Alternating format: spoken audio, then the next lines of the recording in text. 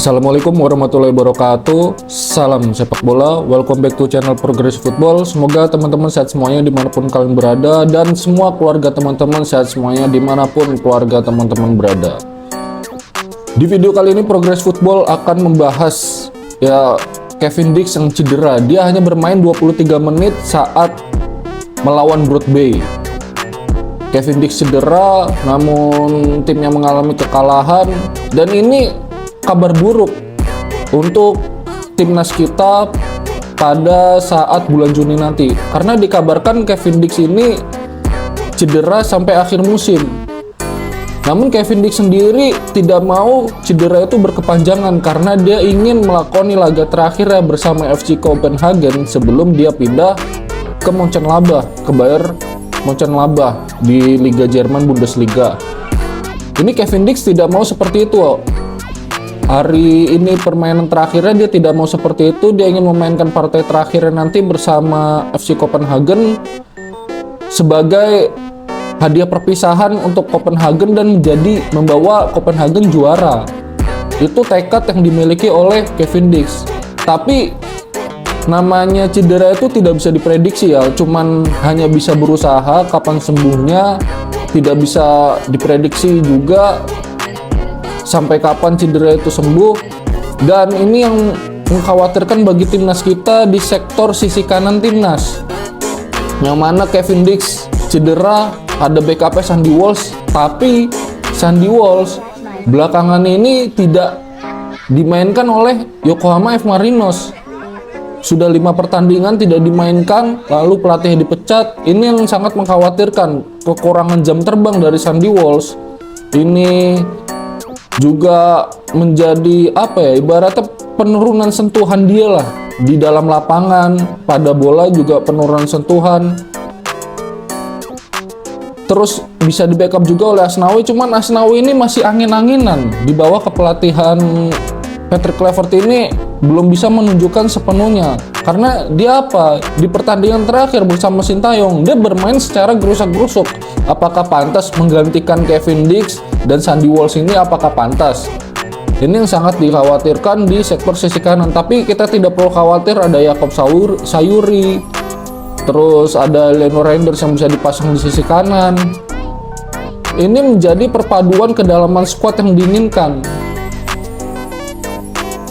di timnas Indonesia. Nah, yang patut kita khawatirkan juga yaitu ada Ragnar Oratmangun. Ragnar Oratmangun terjangkit virus pada saat kembali setelah membela timnas Indonesia. Tapi setelah gua cek berita-beritanya, belum ada yang menjelaskan Ragnar Oratmangun ini terjerat virus apa. Bahkan sudah 3 pekan, bahkan minggu ini pekan keempat Ragnar Oratmangun tidak masuk ke dalam bench. Squad saja tidak masuk, apalagi ke bench sudah tidak masuk karena masih dalam masa penyembuhan. Dan kalau bisa ini Ragnar cepat sembuh lah, cepat teratasi, karena lini serang timnas kita ini sudah kekurangan. Karena baru kemarin bermain melawan Bahrain menang, ini sudah terlihat kompak ya. Ragnar, Ole ini sudah terlihat kompak, Marcelino sudah terlihat kompak. Dan semoga saja Ragnar Oratmangun nanti bisa segera kembali bermain di timnya dan bisa membela timnas Indonesia lagi. Dan juga kita nanti akan melawan Cina dulu ya, tanggal 5 Juni nanti akan melawan Cina. Kita tidak boleh merasa minder lah. Kalau bisa ini harga matinya kita ya lawan Cina dan melawan Jepang. Lawan Jepang jangan kita sudah pasti kalah, yang nanti permainannya tidak keluar. Kalau bisa pada saat nanti melawan Jepang, timnas kita juga sudah fighting. Seperti contohnya pemain Uzbekistan U17 kemarin di final saat melawan Arab, dia dicurangi Arab dengan 2 kartu merah. Kalau menurut gue ini ada permainan mafia. Menurut gue pribadi ya, bukan pendapat dari orang lain, karena gue menonton match langsung Arab Saudi sama Uzbekistan. Karena ini kartu merahnya ada yang janggal kalau menurut gue pribadi. Tapi pemain Uzbekistan dan pelatihnya sangat yakin bisa menang, dan terbukti di babak kedua bermain dengan 9 orang tetap bisa mencetak gol. Boleh dia, kalau kalian lihat gesturnya pelatih Uzbekistan, dia boleh dicurangin dari sepak bola oleh mafia, tapi dia punya Allah, dia menunjuk ke atas tangannya seperti ini. Mafia melawan sang pencipta itu sangat mustahil bisa menang karena yakin. Dan ini yang ditunjukkan oleh pemain Uzbekistan, bermain dengan Spartan, yaitu tidak kenal menyerah. Itu bisa ditunjukkan juga oleh pemain timnas kita. Jangan saat melawan Jepang nanti, oke, misalkan melawan Cina nanti menang, terus melawan Jepang karena bermain di kandang Jepang tidak ada jiwa fightingnya, jiwa semangatnya. Karena apa? Kalau kita mau masuk ke Piala Dunia lewat Jepang ini, ya setidaknya walaupun kalah, kita punya jiwa fightingnya, tidak menyerah begitu saja. Dan dilakukan Jepang ini, dia tidak memandang bulu. Ini bagusnya Jepang nih, walaupun dia sudah dipastikan lolos, dia tidak memandang bulu lawannya itu siapa, lawan Indonesia, lawan Australia, lawan Cina, dia tidak pandang bulu, tetap bermain maksimal seperti biasa walaupun dia sudah dipastikan lolos. Dan ini harus bisa dibuktikan oleh pemain timnas kita.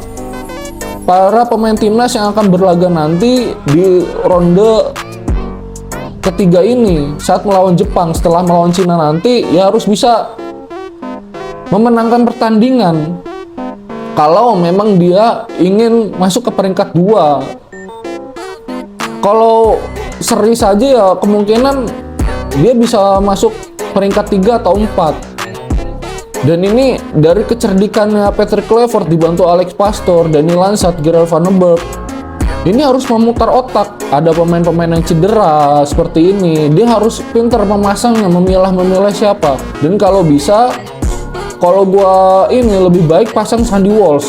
Ini menurut gua pribadi lebih baik pasang Sandy Walsh, yang mana Sandy Walsh walaupun dia 5 pertandingan ini tidak mendapatkan jam terbang, tapi dia latihan sentuh-sentuhannya lebih baik daripada Nathan Chuaon.